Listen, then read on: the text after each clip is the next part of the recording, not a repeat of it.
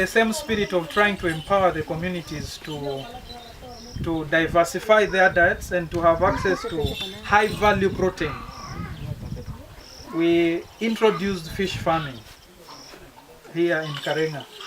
And this group that you see, again, were beneficiaries of the WFP funded nutrition program. They had members, a child, either a mother, being treated for moderate acute malnutrition.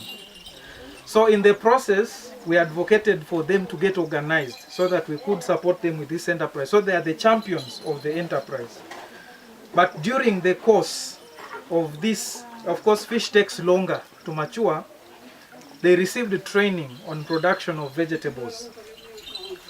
But the testimonies that they share now is between the time they started, it is almost a year now.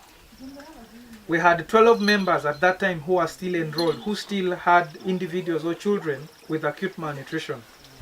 But as we speak now, none of them has any child in the treatment program, and they don't see themselves going there.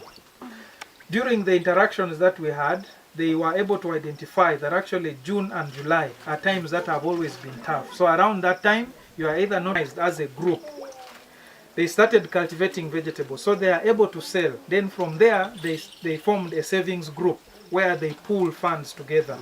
So that at that time, when things are hard, they are able to borrow from their own group, buy food.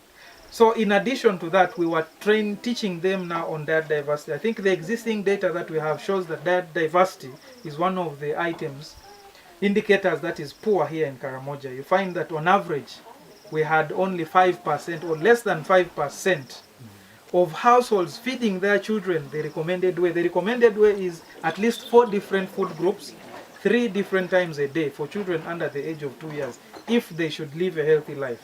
But then many times they are either feeding once a day, or if they do twice, they are doing less than the 4 recommended food groups at a minimum in the program. They don't find any reason to go there. In some other places, people still want to be in the program.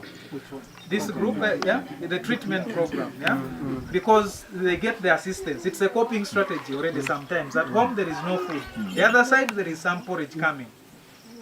So which they take and share. And they also said they used to share. But now there is no need to share because there is food for everyone. So I think from AFI and WFP, we would like to appreciate the district because this is the only district where we have such kind of engagement, where we have support, full support from the cow and the team.